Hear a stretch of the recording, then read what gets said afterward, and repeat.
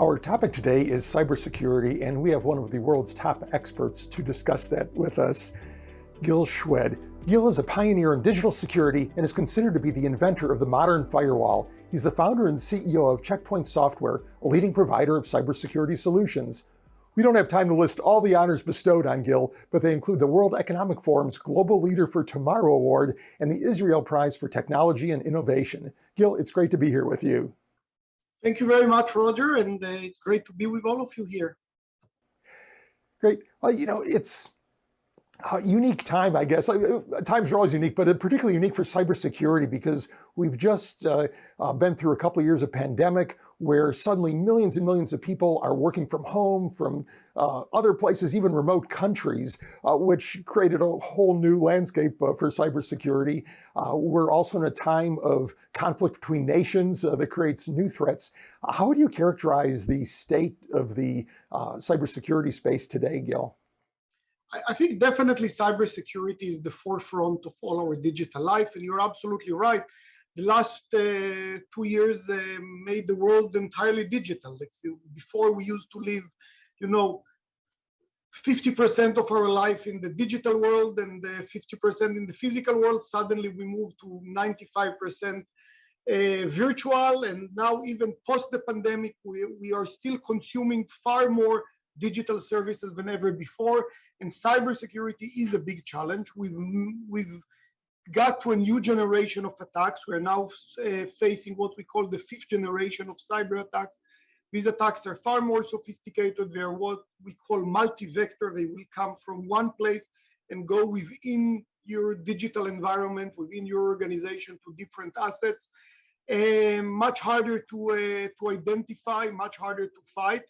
And clearly, on one end, I'm in every conference, I'm thanking all my colleagues and all our customers for doing a great job in keeping our world running, especially in the last 2 years. But on the same time, we need to do better in elevating the level of cybersecurity. Mm-hmm. Do you think that businesses and other organizations are currently devoting enough resources to cybersecurity? And I guess that might vary too by country and so on. How do you see that level of commitment? I think businesses are investing a lot. And again, it varies. Some businesses are investing very high level of resources. Some are clearly underinvesting. I think the challenge is not just the amount of resources or the budget. The challenge is how are we doing the right thing?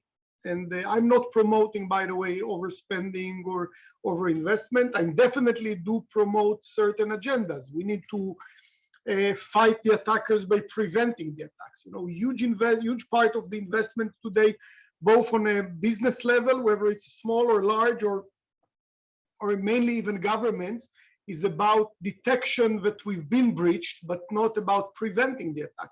And when you're already being breached, the damage is done. And some of this damage cannot even be remediated through financial means or through hard work. If you lost your data or you lost the confidence of your customers, that's not something that has a price tag. It's not like, they'll steal my bike, I'll buy new ones. It's about the reputation of the organization. And we've seen some devastating attacks on some of the world's largest organizations. Mm-hmm.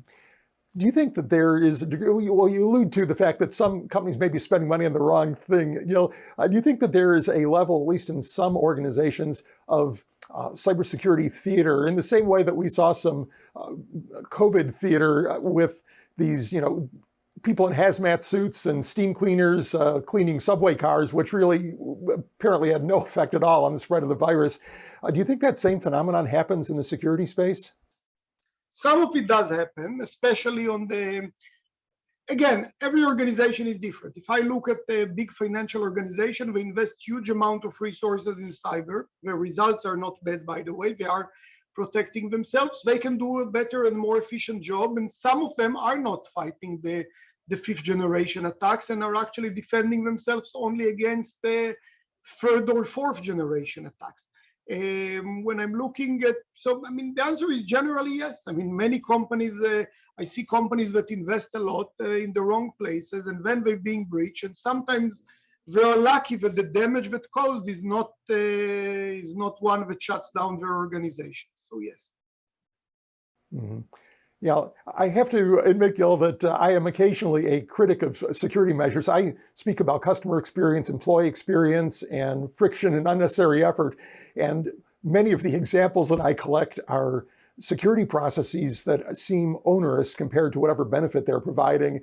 And I'm curious, how do you meet your security goals without creating negative customer experience, employee experience that could either cost you business in the case of customers or cause employees to take shortcuts to simply avoid the process altogether and end up creating even greater danger?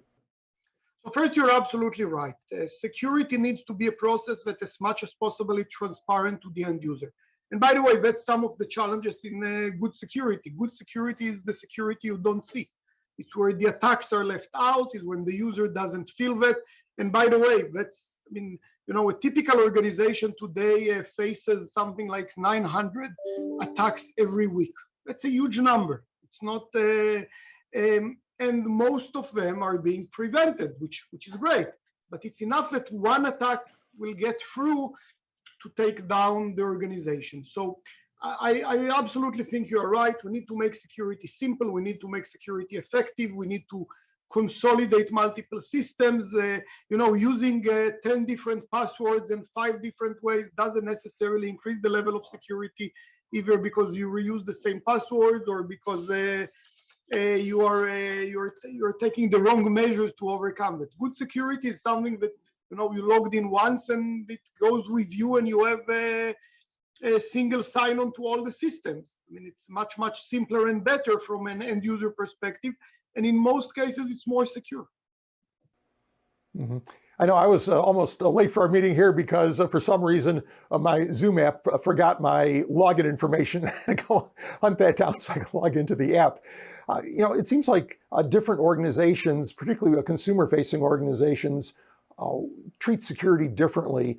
Some require a frequent and kind of onerous authentication every time you visit. I'm thinking of a major hotel chain that keeps hitting me with CAPTCHAs and whatnot, and every single time I visit their site, even if I've only left for 5 minutes, where Amazon keeps recognizing their users, and they will only re-authenticate occasionally. Like, for instance, if you do something that they might consider risky, like shipping to an address you haven't shipped to before, or sending gift cards by email, which is pretty much like sending cash. How do you contrast these approaches? Where does the risk lie, and do you think that sort of nuanced, layered approach is better? I think, yes, some companies got it right, and you mentioned Amazon, and in some cases Google are doing a good job. And again, I'm talking about the consumer side of things, making things on one hand secure, and on the other hand relatively easy and not require you to over-authenticate. By the way, over-authenticating or putting your password too many times is actually a risk, because somebody can put a phishing site that looks like Google, Amazon, Microsoft, or any other vendor. Again, it's very easy, by the way. You don't have to invest a lot in copying their website. You just copy the website, you take a screenshot, and it looks the same, and make you enter your credentials. And then it makes it one step further into breaking into your account, as opposed to one-time or opposed to different certificates that are installed on your mobile or your laptop that make security safer and simpler. So yes, there is a way to make security better and not necessarily more cumbersome for the end user. Mm-hmm. Yeah, that's actually a great point, Gil, that I hadn't thought about, that if a particular business forces you to re-authenticate very, very often, if you're suddenly presented with a login screen, you won't treat it as abnormal. If Amazon suddenly said, hey, we don't recognize you, log in, I would probably pause for a moment and say, I'd check that URL, make sure it's the real thing. But if I'm so used to going through crazy processes, then one more wouldn't surprise me and might cause me to yield to a phishing attempt. So that's a great point. Gil, you are credited with inventing the modern firewall in terms that regular people can understand. How do you say the firewall has changed over the years? And I guess maybe you could briefly define it, but probably most of us have dealt with it by now, having set up a home router or something like that. Sure. No, that's an excellent question because we know a lot of technology terms and we don't always understand what we are doing. So the basic firewall, what it did, it stood in the door to your network and decided who can go in and who cannot go in. So for example, the best way to keep yourself safe is not to allow people to get into your home. If you let people into your house, they can take stuff. And if they're not in, they cannot take stuff. Now, when the internet becomes, and for example, letting us surf the web is a good thing to do. Now, the more the generation, this was kind of what we call second generation cyber attacks or second generation cybersecurity. With the more generation that come in, few things happen. One is we need more traffic. We need more application to get in and out of our network. And second, the attackers are becoming more sophisticated and are embedding the malicious or the attacks inside valid communication. So it's not anymore that will embed it in something you download over the web. So now we need to analyze what you download and not just to say it's okay to download stuff. Or when you send an email, you can use, or any application, you can use vulnerabilities in the server code, and the servers are becoming more and more complicated by the year. Actually, and that creates a vulnerability, and this way you attack the server even though you're allowed to access that server. And basically the firewall code over the years become more and more sophisticated. So it's not just, if you imagine that going through the airport, it's not just who you are, get in, but now it's scanning your luggage and scan your body. And if you go to airports, you see today scanners that are becoming more and more sophisticated and actually can notice what goes in, not just who you are, or are you allowed to come in? Do you have an airline ticket? I don't know if you remember, but many years ago, anyone could have walked to the gate at the airport. Then it only people that carry tickets. Then you need an ID. And then, you know, we're stripped out of our shoes and jackets and everything in our pockets, so that they are being tested. So the modern firewall is doing that and even more. It takes your suitcase, it opens it, it looks what's inside. It analyzes that something that looks innocent, like a Word document that you get through email, can have an embedded malware in that, which is like an embedded bomb, and then it won't let it through. Now, all of that has to be done, like you've said earlier, in a transparent manner to the end user. Needs to be done very, very fast because communication does go fast. And if I'll tell you, you'll have to wait 3 minutes to get your email, you'll say, no, I want my email now. So we've developed technologies that can take the email and within milliseconds analyze the attachment and clean it out of suspicious content and so on, and get you a clean email with a clean attachment so you can read it and you can get it within, again, sometimes it's milliseconds, sometimes it's single second, but you never want to wait more than few seconds. Let's put it that way. Gil, a fellow speaker and friend of mine is Dale Peterson. He's in the security space. He organizes events. And his current topic is the need for companies to emphasize what happens if a breach occurs. I know that Check Point emphasizes prevention, and that's obviously what we all want to do, but can cybersecurity be 100% effective? And I'm guessing the answer is that is either a no or be very difficult. And what do you do as a sort of a second line of defense, that if somebody does get through the front door and into the house, make sure they don't get all your stuff? That's an excellent question. So first, we do believe in prevention, and we do believe that most of the technology and most of the investment needs to be in keeping the hackers and keeping the malware out. But what is out and what is in? For example, if I see an attack on a computer within the company, and the attack might have occurred because somebody brought a laptop and installed software on that laptop outside the company, and that computer is now inside. So one is, how do you react to that and what do you do? How do you activate multiple systems? And the idea here is simple. First, you want to isolate that computer, disconnect it as much as possible from the network, so it cannot infect other computers that are within the network. And when we are thinking about firewalls, everybody thinks about the firewalls standing between the company and the internet. That was the original idea that we developed almost 30 years ago. But today, many of them are deployed inside the company, and they stop. The most sophisticated attacks are actually the ones that are inside the organization, and we can stop them. And we are stopping them every day inside the organization. And being inside the organization is far more challenging technologically, because the speeds of the data center are 10 or 100 times faster than the speeds of the internet. The amount of protocol, to the internet, we mainly go through HTTP or the web, few other protocols, but very few inside the company network. There is hundreds and thousands of applications and protocols that run on the network.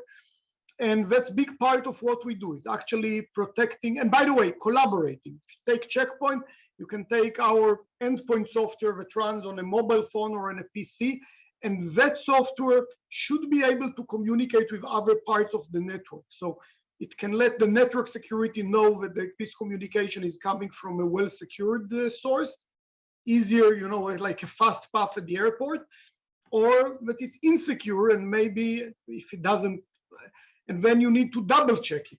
And this kind of multi-layer security, I think, effectively can create a very, very high level of protection and prevention. Mm-hmm.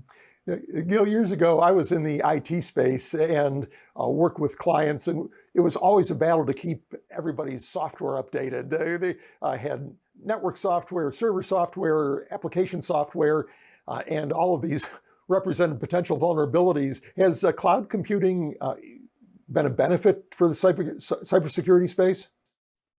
Well, cloud is a combination of things. On one hand, some of the central controls allow quicker updates and faster updates of software. On the other hand, by the way, let's remember, some of the most devastating attack can be a result of a new software version. By the way, the most sophisticated attack that I think we've ever faced was about 1.5 years ago, the SolarWinds attack. And the SolarWinds attack was a result of new software that was infected. Not of a vulnerability of an old software, but actually a new version of the SolarWinds software, the Sunburst attack, that with what we call supply chain attack, that included malicious code. So here, by the way, everyone that's updated to the new version got the backdoor or got the malware. So that's a challenge. Cloud by itself, by the way, again, there's a lot of good things in the cloud, both in terms of general computing and from security standpoint. But from a security standpoint, I can tell you I'm scared to death from the cloud. We are putting so many resources in central locations, and the wrong bug or the wrong infection is not just on one company or on 5 companies, it will be on tens of thousands of companies. Again, I think we are working very well with the cloud vendors in general, the Googles, the Amazons, the Microsoft, Oracles of the world that run clouds are doing an amazing job keeping their cloud safe. But we have to remember, first, it's not completely safe, and second, which is even worse, they're keeping the infrastructure safe. And again, they're doing a very good job. But every customer and every application developer have to secure their own applications, and that's a big, big challenge that we face today. Mm-hmm. Yeah, I'm in Austin, Texas, and just not that long before the SolarWinds hack occurred, I was actually at their offices at a user experience meeting, doing a presentation. So it was kind of strange to have that hit so close to home.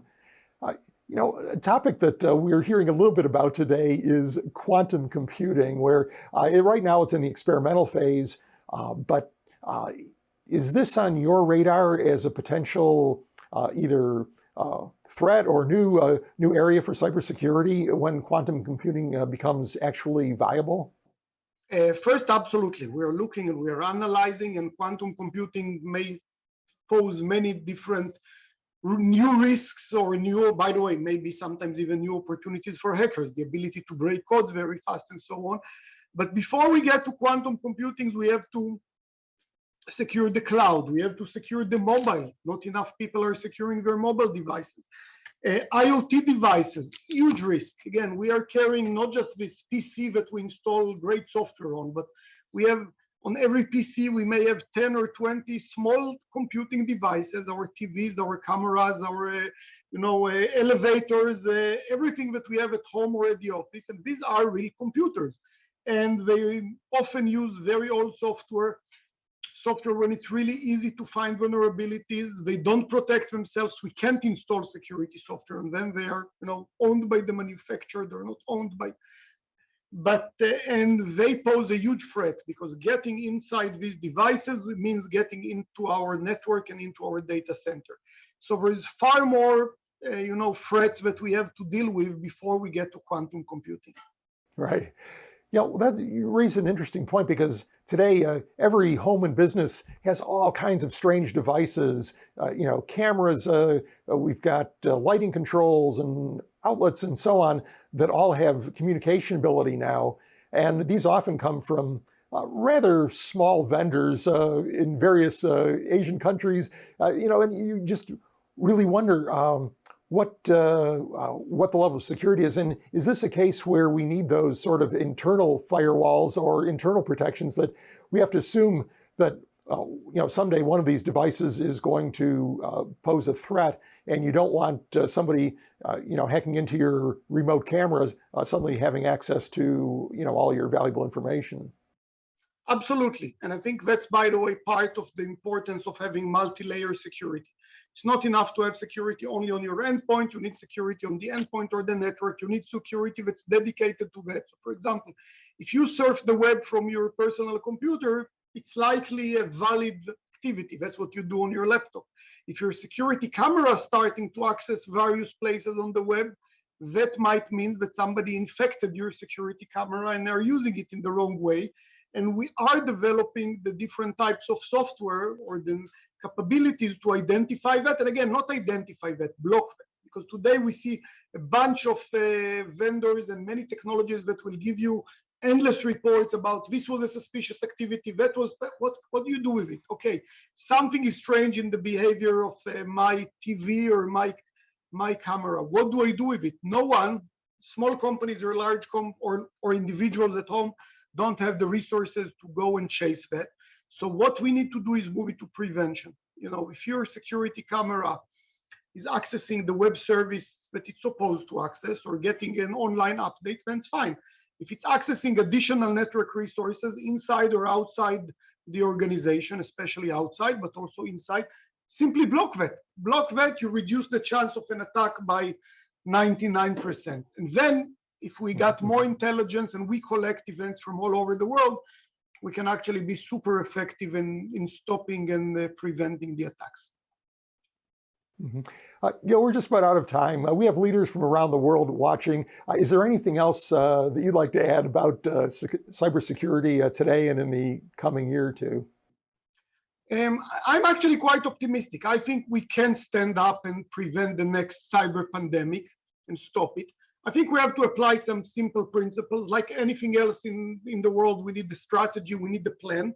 It's not enough to buy technology here, technology there, and then end up with security products from 20 vendors. We need an architecture, we need the plan. I think we need to focus on a few principles. Latest generation of prevention, what we call Gen 5. Consolidation, we cannot have too many solutions. And simple prevention, stop the attack, don't analyze, investigate, and so on. That 80% of our investment should be in stopping, preventing the attacks from happening. And I think if we use these three principles, I think we can fight and we can stop the next cyber pandemic. Great. Well, thank you so much, Gil. It's been a great conversation, very informative. Thank you again. Thank you very much, Roger. Appreciate that. Thank you.